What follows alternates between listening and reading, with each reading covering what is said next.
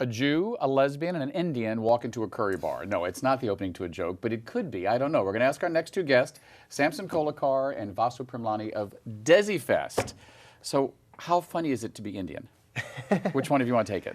Oh, it's tragic comic, I think, which is the best comedy. How so? Yeah. I don't know if you've ever been to India. I have. Driving.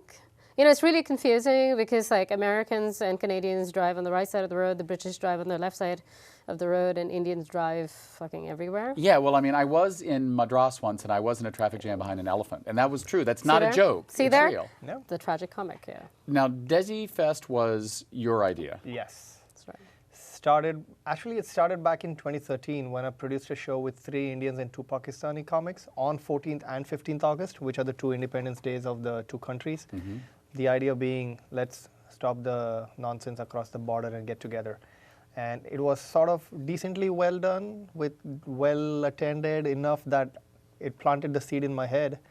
And then between that year and August 2014, Abhay Nadkarni, the co-producer, and I got together, figured out the whole thing, and we're like, let's do this.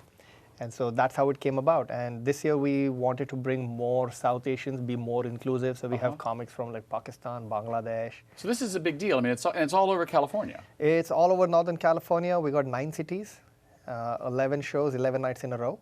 So San Francisco, Berkeley, Mill Valley, Fremont, Livermore, San Jose, Santa Cruz, Sonoma, Sacramento. Yeah. I mean, all kidding aside, you know, what is it funny like to be, I mean, insert, you know, gay, straight, black, white, Indian. Is your comedy specific to India? I mean, do you ever feel like you're getting up there and like, okay, I have to be the representative of my country to show that Indians can be funny too, or? No. See, for me, it's particularly about social messaging. So I have diversity. In my comedy, I do environmental jokes. I do women's safety. I do LGBT. Well, I mean, you're a lesbian, so you got to do environmental jokes, right? Yeah. Yeah. Go ahead. You want to throw that cup at him? But I think it's a mix of everything, right? For me, my biggest drive in comedy is sort of punching up instead of punching down. So I'm always looking to take on what's already established as, this is Indian, this is what Indians are supposed to do, this is what Indians are supposed to be. And I come in and I sort of try to break that idea. Also speaking as a first generation immigrant, I hear a lot of Americans talk about the immigrant experience. That's like a marketing professor teaching you history. You know what I mean? So the immigrant experience coming from a first generation immigrant is as true as it gets. And that's where I find my best humor. So, I mean, right now, you know, we're in the midst of political campaign season in the United States. You're here. You don't live in the United States all the time, but you're here. You work here a lot. Yes. How much humor do you find in what's going on in the United States that you can reflect, not only to your audience back in India, but to the diverse communities that you stand up in front of? Well, there's a lot going on in the political arena right now, and as we actually have local politicians in India also, we say they write their own comedy. Like, we don't have to write comedy for them. So it is very interesting right now. So that's right about all I'm going to say about that, because I haven't been, the thing is, I have been performing predominantly in India, and they are not that culturally informed about the United States. They're more politically informed, but not so culturally so. And what I found interesting, I was in India for 2 weeks at the end of June and early July. Right. And I actually saw Trump Tower being built in Mumbai. Right. I'm sorry for you. I know. Right. So I'm like, oh, is this where he's going to put us once he builds the whatever he builds in America? Yeah. So I do tend to pick a lot more on the American political scene than I do in India, because I watch everything there, but I don't get the time to practice it here. Right. So if I go back to India, I have to try and churn up a few more things when I go there. But here, what's happening at the RNC yesterday is absolutely cartoonish. Like, I don't know how you can make a joke out of that. Like, nothing is funnier than the original thing that's happening there. Right. So I keep talking about how if Trump becomes president, I'm printing a motivational poster with his face on it that says, when everybody says you cannot do it, believe in yourself. So tell me about the name. I mean, I joked before the cameras went on that this had nothing to do with Desi Productions or Lucy and Desi, but where does the name Desi Fest come from? So Desi is like the opposite of Goy in Hebrew. Like Goy is the outsider, Desis are the insiders, right? So that actually means, it refers to the South Asian subcontinent, which is India, Pakistan, Bangladesh, Bhutan, Sri Lanka, and Nepal. Do you feel that your work is innately political? Yes, it is. Of course it is. In fact, I was just performing in Toronto. I was hosting a festival. Both days I was telling him, the first day I was assaulted by an Indian male. The second day I was assaulted by an Indian female. For how dare you speak about India like that? Why don't you insult Canada? Why don't you insult the US? And when I was talking to a friend of mine, she said, it's probably because the behavior characteristics you're talking about, these people do that. That's why they can't stand the mirror that you hold up in front of them. Mm-hmm. So I should have probably said, I'm sorry, let me clarify, I'm not insulting India, I'm insulting you. Right. But I mean, do you ever feel like that you have to be the good Indian? No. Oh, I'm not. I can't try. I can try, it's not going to go very far. Yeah, the first thing... And what does that mean? And what does that mean? What would be the stereotype of the good Indian? The good Indian is what I was when I had a high-tech job with a wife and 2 kids. Yep. But I left all of that to come do comedy.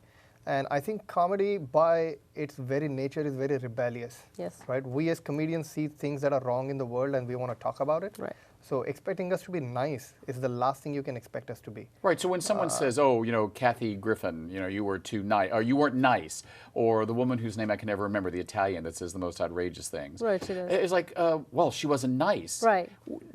Is that the point? There's, I think, also two definitions of nice. One is whether you use nice language and or colorful language, and do you talk about subjects that most people can safe. relate, or you know what I mean? Conservative. So, right.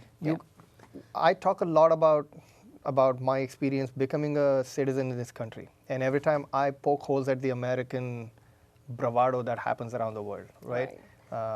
I've had Americans walk up to me in the middle of the show going, "Go back to where you come from." Yep. And I'm like, dude, you don't like my show, why don't you go back to where you come from? You know what I mean? So that confrontation is always going to happen. But I find it very interesting how, stereotypically speaking, old white male conservatives, when they talk about everything that's wrong with America, it's patriotism.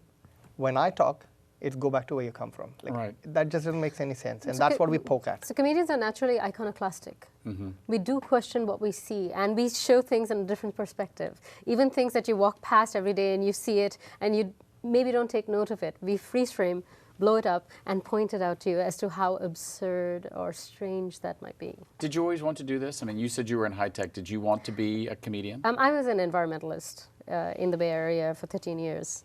And then I became a comedian. Is that where you found the comedy? I mean, seriously, did you find comedy in the work you were doing?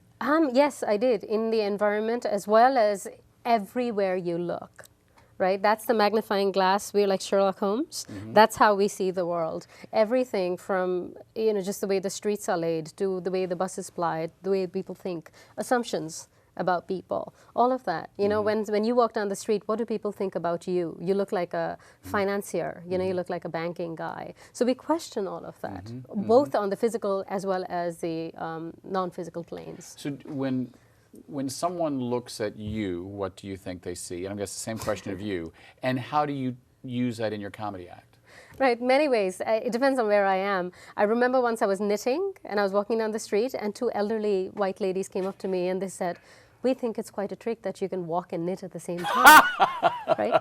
And then I looked up and I thought for a moment and I could see their face fall and she was I can hear her thoughts, right? She's thinking, "Oh, maybe she doesn't speak English." Right? And I was actually pulled over when I was cycling in Los Angeles the first time by cops. And they said, "Cyclists to the curb, please," and stuff. And they were like, "Do you speak English?" And I said, "Probably better than you can." It didn't go well. It's funny because that's one of my experiences that came in early, is when people tell me, "Oh, you have an accent." I'm like, hang on, 1 billion people in this world think you have an accent. An American telling us we have an accent. You know what I mean? Like, I have an Indian accent and you have an American accent, but saying you have an accent means like we are the neutral, the normal, and then you are but the British are they speak English the way they're supposed to. Americans isn't Everybody the norm. else has Everybody has an Right, accent, right. right? We just have a different accent. So hearing things like those is always interesting, and we find like those are the things we want to punch back upon, and that's where I find most of my jokes coming out. We've only got a few moments left. Sure. Tell me just last thoughts on how you think your comedy can change the world. We got 10 seconds for you and 10 seconds for you. I do change the world in terms of behaviors. I want the world to change environmentally and really change the way we feel as individuals across the world. I just want people, I want to reach a point where people are like, hey, instead of me going out and doing stupid things, let me go instead sit and watch comedy of this Indian, Jewish, ex-high-tech guy who now adopted an American kid. and hear what absurdities in his life that made him go out on stage and say everything and put everything out there. Well, hopefully, Vasu, Samson, we'll have you back, and laughter will change the world. Here, I'm all for it. Thanks for being with us. Thank you. Thanks for watching. I'm David Perry. Tune in next week to 10%. Good night.